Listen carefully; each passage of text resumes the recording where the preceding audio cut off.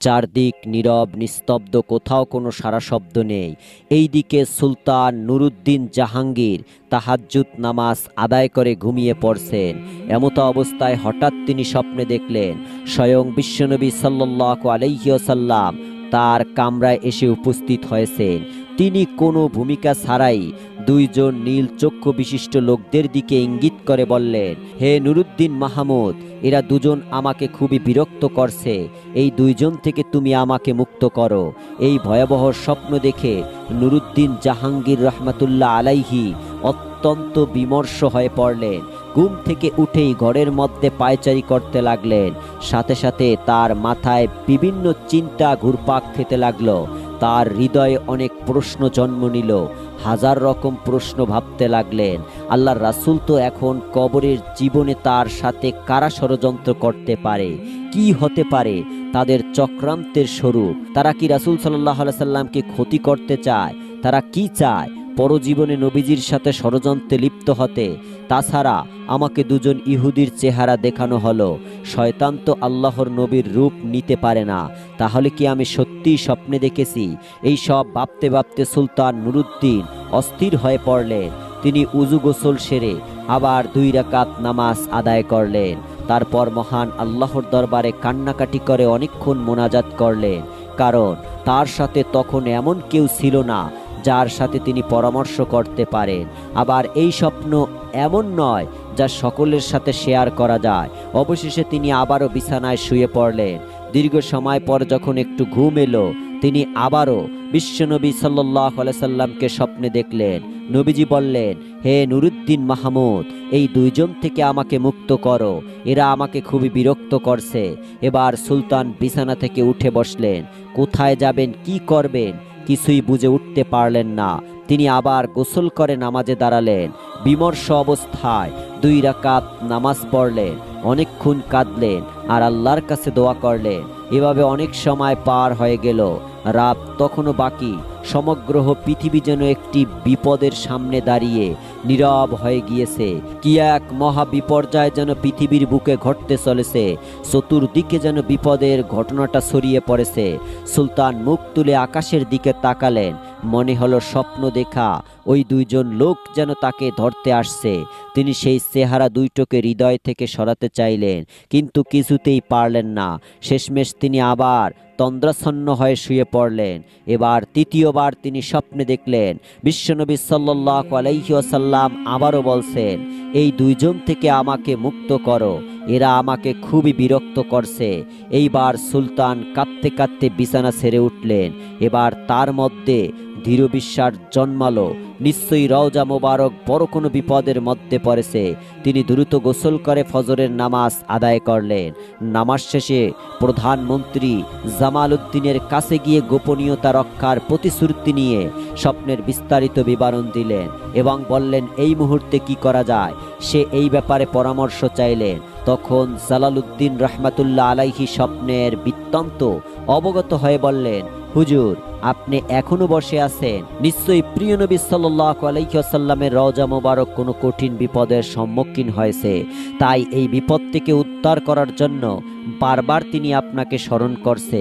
অতএব আমার পরামর্শ হলো আপনি সময় নষ্ট না করে অতি দ্রুত মদিনার পথে অগ্রসর হন। পরামর্শ পেয়ে সুলতান নুরুদ্দিন জাহাঙ্গীর আর কাল বিলম্ব করলেন না। তিনি 16,000 দ্রুতগামী অন্য বিপুল ধন সম্পদ নিয়ে বাগদাদ থেকে মদিনা অভিমুখে রওনা হলেন। রাত 3 লাগাতার সফর করে 17তম দিনে তারা মদিনা শরীফে এসে পৌঁছালেন। অতএব সৈন্যবাহিনী সহ 2 রাকাত নফল নামাজ আদায় করে দীর্ঘ সময় ধরে মোনাজাত করলেন।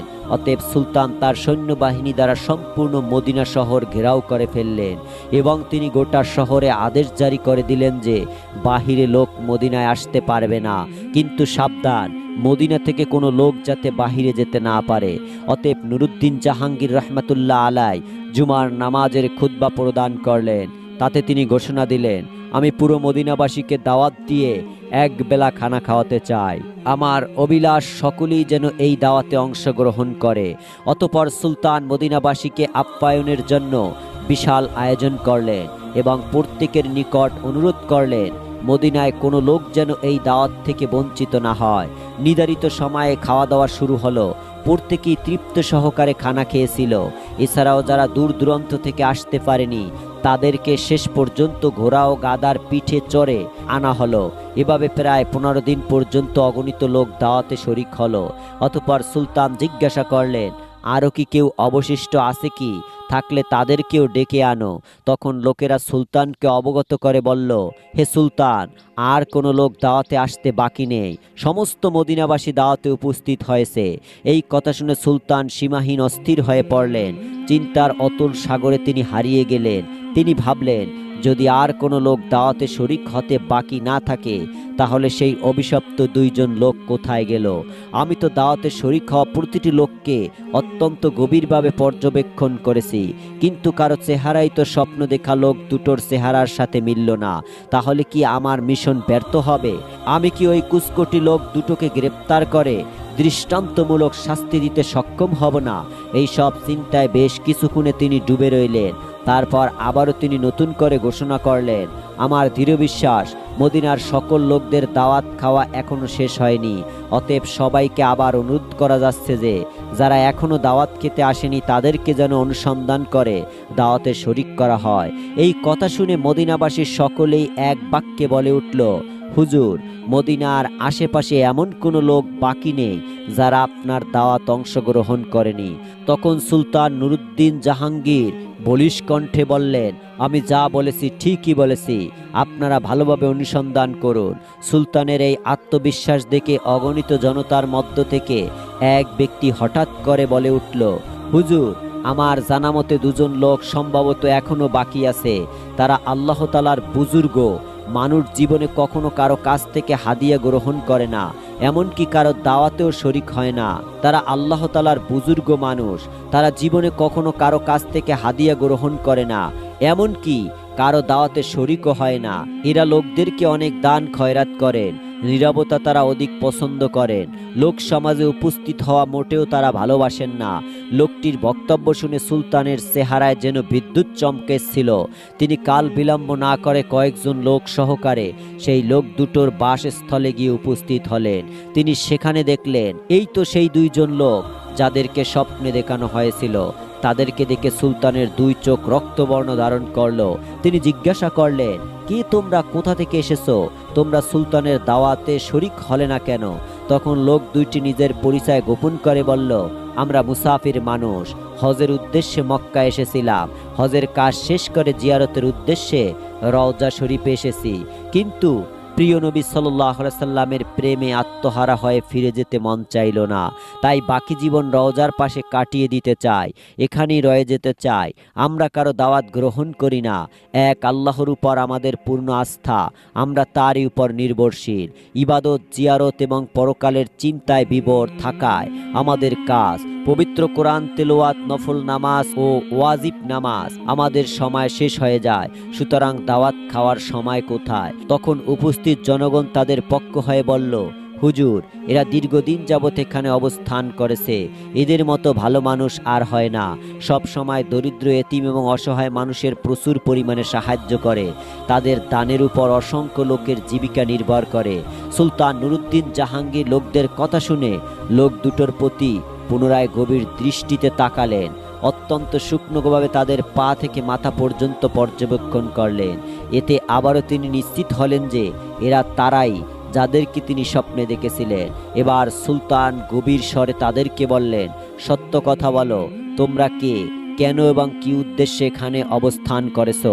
কিন্তু এবারও তারা পূর্বের কথা পুনরাবৃত্তি করে বললেন, আমরা পশ্চিম দেশ থেকে পবিত্র হজ পালনের জন্য এখানে এসেছি। রাসূলুল্লাহ সাল্লাল্লাহু আলাইহি সাল্লাম আমাদের একমাত্র লক্ষ্য, এই উদ্দেশ্যে আমরা এখানে অবস্থান করছি। সুলতান এবার কারো কথায় কান না দিয়ে তাদেরকে সেখানে আটক রাখার নির্দেশ দিলেন, অথবা তিনি স্বয়ং তাদের থাকার জায়গা গিয়ে খুব ভালো করে অনুসন্ধান চালালেন। সেখানে অনেক মাল সম্পদ পাওয়া গেল এবং পাওয়া গেল বহু দুর্লভ কিতাবপত্র, কিন্তু এমন কোনো জিনিস পাওয়া গেল না যার দ্বারা স্বপ্নের বিষয়ে কোনো প্রকার সহায়তা হয়। সুতরাং নুরুদ্দিন জাহাঙ্গীর অত্যাধিক পেরেশানি হয়ে পড়লেন। রহস্য উদ্ঘাটন করতে না পারায় তিনি সীমাহীন চিন্তিত হয়ে পড়লেন। অতএব মদিনার বহু লোকজন এসে তাদের জন্য সুপারিশ করে বলল, হুজুর, এরা নেককার লোক, এরা নেককার বুজুর্গ লোক। দিনের বেলায় তারা রোজা রাখে, রাতের অধিকাংশ সময় ইবাদত বন্দিগিতে কাটিয়ে দেন, 5 ওয়াক্ত নামাজ আদায় করেন। তারা রওজা শরীফের নিকটে থাকে। তারা প্রতিদিন নিয়ম করে জান্নাতুল বাকে জিয়ারত করেন এবং প্রতি শনিবার মসজিদুল কুবায় ভ্রমণ করেন। কেউ কিছু চাইলে তাদেরকে খালি হাতে ফিরিয়ে দেন না। সুলতান তাদের অবস্থা শুনে সীমাহীন আশ্চর্য বোধ করলেন, তথাপিও তিনি হাল ছাড়লেন না। তার কক্ষে অনুসন্ধানীরা খুঁজে যাচ্ছিলেন, ঘরের প্রতিটি বস্তাকে গভীরভাবে পর্যবেক্ষণ করছিলেন, কিন্তু সন্দেহ করার মতো কিছুই তিনি খুঁজে পাচ্ছিলেন না। অতঃপর নুরুদ্দিন জাহাঙ্গীর এক পর্যায়ে সঙ্গীদের বললেন, আচ্ছা, তাদের নামাজের মুসাল্লাটি একটু উঠাও। এই নির্দেশ পাওয়া মাত্রই যখন তারা নামাজের মুসাল্লাটি তুলে ফেলল, তখন মুসাল্লার নিচ থেকে একটি ছাঁটাই বের হলো। তখন সুলতান আবারও নির্দেশ দিলেন, এই ছাঁটাইটিও সরিয়ে ফেলো। ছাঁটাই সরানোর পর দেখা গেল একখানা বিশাল পাথর সুলতানের নির্দেশে তাও সরানো হলো। এবার পাওয়া গেল এমন একটি সুড়ঙ্গ পথ যা বহুদূর পর্যন্ত চলে গেছে, এমনকি তা পৌঁছে গেছে নবীজির রওজা শরীফের অতি নিকটে। এই দৃশ্য দেখা মাত্র নুরুদ্দিন জাহাঙ্গীর যখন অস্থির হয়ে গর্জন করে, সেই লোক দুইটিকে বললেন, তোমরা স্পষ্ট ভাষায় সত্যি কথাটা খুলে বলো, নাইলে এখনই তোমাদেরকে যন্ত্রণাদায়ক শাস্তির সম্মুখীন করা হবে। বলো তোমরা কে, তোমাদের আসল পরিচয় কি, কারা এবং কি উদ্দেশ্যে তোমাদেরকে এখানে পাঠিয়েছে। সুলতানের গর্জনে তারা ঘাবড়ে গেল। কঠিন বিপদ সামনে দেখে তার আসল পরিচয় প্রকাশ করে বলল, আমরা দুইজন ইহুদি। দীর্ঘদিন যাবৎ মুসলিম শহরে ইহুদিরা সুদক্ষ কর্মী দ্বারা প্রশিক্ষণ দিয়ে প্রচুর অর্থ সহকারে এখানে পাঠিয়েছে। আমাদেরকে পাঠানো হয়েছে যে আমরা যেন কোনো উপায়ে মুহাম্মদ সাল্লাল্লাহু আলাইহি সাল্লামের শরীর বের করে ইউরোপিয়ান ইহুদির হাতে হস্তান্তর করি। এই দুরূহ কাজে সফল হলে তারা আমাদেরকে আরও ধন সম্পদ দিবে বলে প্রতিশ্রুতি দিয়েছে। তখন সুলতান নুরুদ্দিন জাহাঙ্গীর রহমতুল্লাহ আলাইহি বললেন, তোমরা তোমাদের পরিকল্পনা বাস্তবায়নের জন্য কি পদ্ধতি অবলম্বন করেছিলে, কিভাবে তোমরা কাজ করতে? তখন তারা বলল, আমাদের নিয়মিত কাজ ছিল রাত গভীর হলে অল্প পরিমাণ সুড়ঙ্গ খনন করা এবং সাথে সাথে এই মাটিগুলো চামড়ার মশকে ভর্তি করে অতি গোপনে মদিনার বাহিরে নিয়ে ফেলে আসা। আজ দীর্ঘ 3 বছর যাবৎ এই মহাপরিকল্পনা বাস্তবায়নের কাজে আমরা অনবরত ব্যস্ত আছি। যেই সময় আমরা রওজা মুবারকের নিকটে পৌঁছে গেলাম এবং সিদ্ধান্ত গ্রহণ করলাম যে 1 সপ্তাহের মধ্যে বিশ্বনবীর লাশ বের করে নিয়ে যাব, ঠিক সেই সময় আমাদের মনে হলো আকাশ যেন ভেঙে টুকরো টুকরো হয়ে যাচ্ছে, জমিন যেন প্রচণ্ড ভূমিকম্পে থরথর করে কাঁপছে, সমগ্র পৃথিবীর জোয়ারে মহাপ্রণয়ন সংগঠিত হচ্ছে। এতটাই শোচনীয় রূপ ধারণ করলো যে মনে হলো সুড়ঙ্গের ভিতরে যেন আমাদের মৃত্যু হয়ে যায়। এই অবস্থা দেখে আমরা ভয়ে কাজ বন্ধ করে রেখেছি। তাদের বক্তব্যে সুলতানের নিকট সবকিছু পরিষ্কার হয়ে গেল। তাই তিনি লোক দুটোকে নজিরবিহীন শাস্তি দেওয়ার ব্যবস্থা গ্রহণ করলেন, যাতে ভবিষ্যতে কেউ আর এমন দুঃসাহস দেখাতে না পারে। তিনি মসজিদ থেকে অর্ধ মাইল দূরে একটি বিশাল ময়দানে উচ্চ একটি কাঠের মঞ্চ তৈরি করলেন।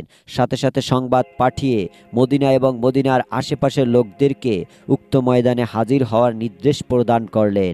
অতঃপর নির্ধারিত সময়ে লক্ষ লক্ষ মানুষ উক্ত মাঠে সমবেত হলো। অপরাধী লোক দুটোকে লোহার শিকল আবদ্ধ করে মঞ্চের উপর বসালেন। অতঃপর বিশাল জনসমুদ্রের মাঝে তাদের হীন চক্রান্ত এবং বিনা তৎপরতার কথা উল্লেখ করলেন। সুলতান নুরুদ্দিন জাহাঙ্গীরের বক্তব্য শুনে লোকজন বিস্মিত হতবাক হয়ে গেল। তারা এই ঘৃণিত ষড়যন্ত্রের দৃষ্টান্তমূলক শাস্তি দাবি করল। তখন সুলতান বললেন, হ্যাঁ, এদের শাস্তি দৃষ্টান্তমূলক হবে। অতঃপর তিনি তাদেরকে বিপুল পরিমাণ লাকড়ি সংগ্রহের নির্দেশ দিলেন। তারপর লক্ষ জনতার সামনে সেই ইহুদি দুইটাকে মঞ্চের নিম্নভাগে আগুন লাগিয়ে পুড়িয়ে ভয়ঙ্করভাবে মৃত্যু দিলেন। কোনো কোনো বর্ণনায় পাওয়া যায় সেই আগুন নাকি দীর্ঘ 11 দিন পর্যন্ত জ্বলেছিল।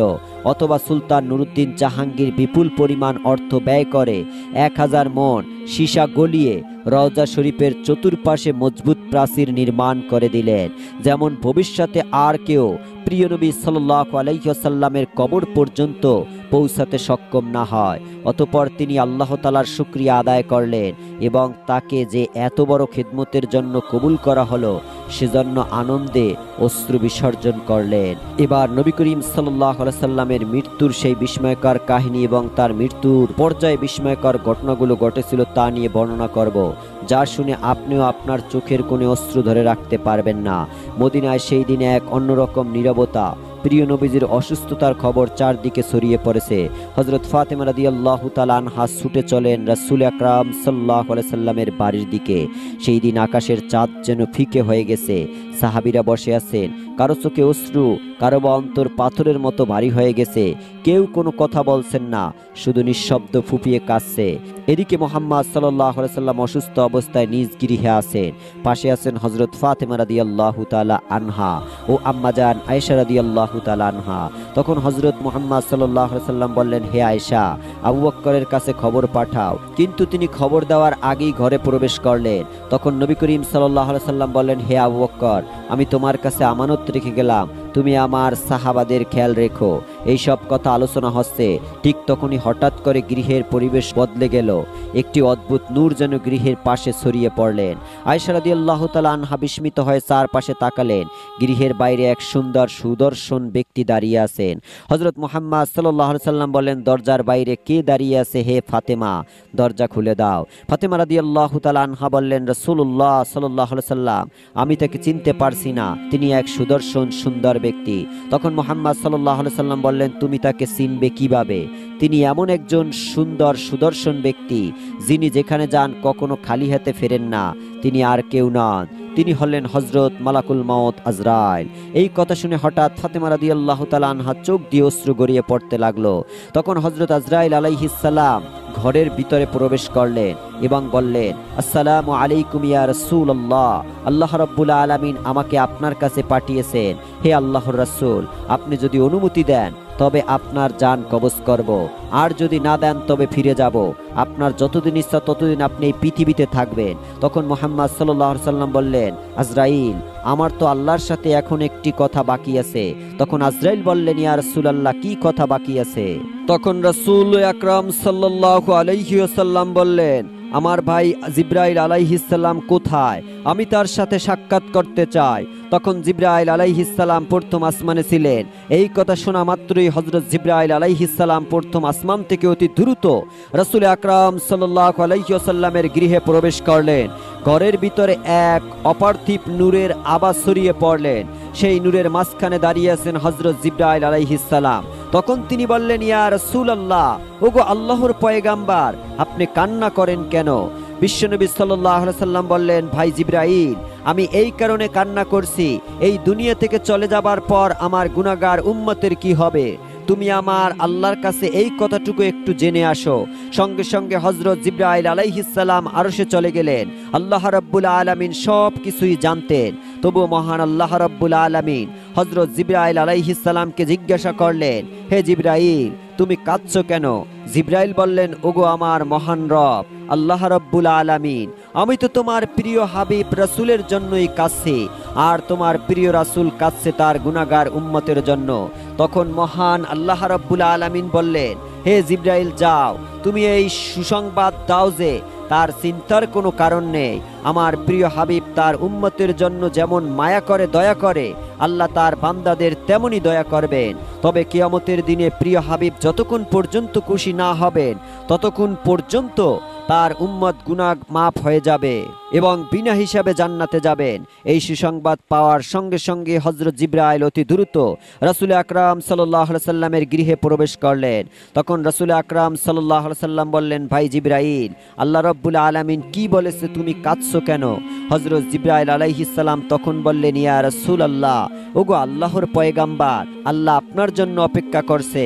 আল্লাহ তো সুসংবাদ দিয়েছেন, আর আমি কাঁদছি এই কারণে যে আজকের পর থেকে আমি আর কখনোই ওহী নিয়ে আসতে পারবো না। এই পৃথিবীতে অনেক নবী রাসূলের কাছে ওহী নিয়ে এসেছি, কিন্তু আপনার কাছে তো সবচেয়ে বেশি এসেছি। আমার আজ বড় খুব কষ্ট হচ্ছে। তখন রাসূল আকরাম সাল্লাল্লাহু আলাইহি সাল্লাম ফেরেশতাকে সান্ত্বনা দিলেন। অতঃপর মুহাম্মদ সাল্লাল্লাহু আলাইহি সাল্লাম মালাকুল মউত হযরত আজরাইল আলাইহিস সালামকে অনুমতি দিলেন। হযরত আজরাইল ফেরেশতা প্রথমে তার হাত রাসূল আকরাম সাল্লাল্লাহু আলাইহি সাল্লামের সিনা মোবারকে রাখলেন। তখন রাসূল আকরাম সাল্লাল্লাহু আলাইহি সাল্লাম বললেন, হে আজরাইল, জান কবজের যত কষ্ট আমাকে দাও, কিন্তু আমার উম্মতকে দিও না। তখন আজরাইল ফেরেশতা বললেন, ইয়া রাসূলুল্লাহ, আপনাকে চিন্তা করতে হবে না। আপনার উম্মতের মধ্যে যে খাঁটি ইমানদার উম্মত হবে তার জান কবজ এমনভাবে করা হবে যেন একটি শিশু মায়ের কোলের দুধ পান করতে করতে ঘুমিয়ে যায়, ঠিক তেমন। এই কথা শুনে রাসূল আকরাম সাল্লাল্লাহু আলাইহি সাল্লাম নিশ্চিত হলেন। এরপর আস্তে আস্তে খুবই ইজ্জতের সাথে আজরাইল তার জান কবজ করে নিলেন। রাসূল আকরাম সাল্লাল্লাহু আলাইহি সাল্লামের রূহ মুবারক আল্লাহর আরশে নিয়ে যাওয়া হলো। হযরত ফাতেমা রাদিয়াল্লাহু তাআলা আনহা ও আম্মা জান আয়েশা রাদিয়াল্লাহু তাআলা আনহা যেন নীরব নিস্তব্ধ ক্রুদ্ধ হয়ে গেলেন। অতঃপর পৃথিবী স্তব্ধ হয়ে গেল, মদিনার বাতাস স্থির হয়ে গেল, পৃথিবী যেন কিছু মুহূর্তের জন্য থমকে গেল, সমগ্র প্রাণীকুল কাঁপতে লাগলো। এই সংবাদ খুবই দ্রুত সমস্ত মদিনায় ছড়িয়ে পড়ল এবং সংবাদে প্রত্যেক মুসলমানের হৃদয় যেন ভেঙে চূর্ণ বিচূর্ণ হয়ে গেল, তাদের হৃদয় যেন ছিন্ন বিচ্ছিন্ন হয়ে গেল, সমস্ত মুসলমানের পায়ের নিচের মাটি যেন সরে গেল। দয়ার নবী হযরত মুহাম্মদ সাল্লাল্লাহু আলাইহি সাল্লামের মৃত্যুর সংবাদে আজীবনের সহচরগণ যারা তাকে নিজের প্রাণের চেয়েও বেশি ভালোবাসতেন তারা এই সংবাদে অনেকেই বাকরুদ্ধ হয়ে গেল। আবার কেউ কেউ শিশুহারা মায়ের মতো হাউমাউ করে কাঁপতে শুরু করলেন। একজন সাহাবী আব্দুল্লাহ ইবনে আব্বাস রাদিয়াল্লাহু তাআলা আনহু সংবাদ শুনে শোকে দুঃখে কষ্ট সহ্য করতে না পেরে প্রাণ ত্যাগ করলেন। এইদিকে হযরত বিলাল রাদিয়াল্লাহু তাআলা আনহু মসজিদে এক কোণে অজরে কাঁপতে কাঁপতে বলতে লাগলেন, আমি কিভাবে আজান দিব, আমার জিহ্বা কিভাবে উচ্চারণ করবে সেই নাম যিনি আমাদের মাঝে নেই। কেউ তাকে সান্ত্বনা দিতে পারছিল না। অতঃপর অসহায়ভাবে পাগলের মতো এই দিক ওই দিক ঘুরতে লাগলেন। যার সাথেই দেখা হচ্ছিল তাকেই জিজ্ঞাসা করতে লাগলেন, তোমরা কি আমার দয়ার নবীকে দেখেছো? কিন্তু কেউ তাকে কিছুই বললেন না। কে কাকে সান্ত্বনা দেবে? এইদিকে এই খবর হযরত উমর রাদিয়াল্লাহু তাআলা আনহুর কানে পৌঁছালে হযরত উমর রাদিয়াল্লাহু তাআলা আনহুর মতো জ্ঞানী বিচক্ষণ সাহাবী অজরে কাঁদতে কাঁদতে তলোয়ার উঠিয়ে বললেন, আমার দয়ার নবী কখনো ইন্তেকাল করতে পারে না। যে বলবে আমার প্রিয় নবী রাসূল আকরাম সাল্লাল্লাহু আলাইহি ওয়াসাল্লাম মারা গেছেন তাকে আমি তলোয়ার দিয়ে খণ্ডিত করে দিব। তিনি আমাদের ছেড়ে যাননি, তিনি আমাদের মাঝেই আছেন। সেই সময় হযরত আবু বকর রাদিয়াল্লাহু তাআলা আনহু এসে বললেন, হে মদিনার মানুষ, তোমরা জেনে রাখো শুধুমাত্র আল্লাহ চিরঞ্জীব, তিনি কখনোই মারা যান না, তিনি মহান, তিনি সর্বশ্রেষ্ঠ। এই পৃথিবীতে যত নবী রাসূল এসেছে সবাই একদিন মৃত্যুর স্বাদ গ্রহণ করবে, তেমনি আমাদের রাসূল আকরাম সাল্লাল্লাহু আলাইহি সাল্লাম আজ সেই স্বাদ গ্রহণ করেছে। তবে তিনি তো বেঁচে আছেন, তার পবিত্র কর্মে আমাদের হৃদয়। অতঃপর প্রত্যেক সাহাবী ফুপিয়ে ফুপিয়ে কাঁদতে লাগলেন। সেই দিন মদিনার বাতাস ভারী হয়ে গেল, মদিনার অলিতে গলিতে কান্নার আওয়াজ ভেসে আসতে লাগলো। নারীরা তাদের ঘর থেকে বেরিয়ে এলেন, শিশুরা মায়ের আঁচল চেপে ধরল, পুরুষরা একে অপরের দিকে নিস্তব্ধ হয়ে তাকিয়েছিলেন। কেউ যেন বুঝতে পারছিলেন না এই বিশাল শূন্যতা কিভাবে পূরণ করবে। সেই দিন শুধু মানুষ কাঁদেনি, কেঁদেছিল এই জমিন, এই আসমান, এই প্রাণীকুল মদিনার আকাশ যেন সেই দিন নিস্তব্ধ হয়ে গিয়েছিল। দয়ার নবী মায়ার নবী আমাদের মতোই উম্মতের জন্য তিনি কত কষ্ট না করেছেন। কিন্তু আজ আমরা কি সত্যি নবীজি সাল্লাল্লাহু আলাইহি সাল্লামকে ভালোবাসি? আজ আমরা রাসূল আকরাম সাল্লাল্লাহু আলাইহি সাল্লামের এই শোক অনুভব করি? আজ আমরা তাকে মনে করি? আমরা কি তার স্মৃতি আঁকড়ে ধরে আছি? হে আল্লাহ, আপনি আমাদের সকলকে রাসূল আকরাম সাল্লাল্লাহু আলাইহি ওয়াসাল্লামের ভালোবাসায় ভরে দিন। হে আল্লাহ, আমাদের এমন জীবন দান করুন যেন আমরা তার পথে চলতে পারি। হে আল্লাহ, আমাদের এমন মৃত্যু দান করুন যেন আমরা জান্নাতে তার সাথে মিলিত হতে পারি। আজকে এ পর্যন্তই। ভিডিওটি ভালো লাগলে আমাদের চ্যানেলটি সাবস্ক্রাইব করে ভিডিওটিতে একটি লাইক করে দিবেন। আল্লাহ হাফেজ।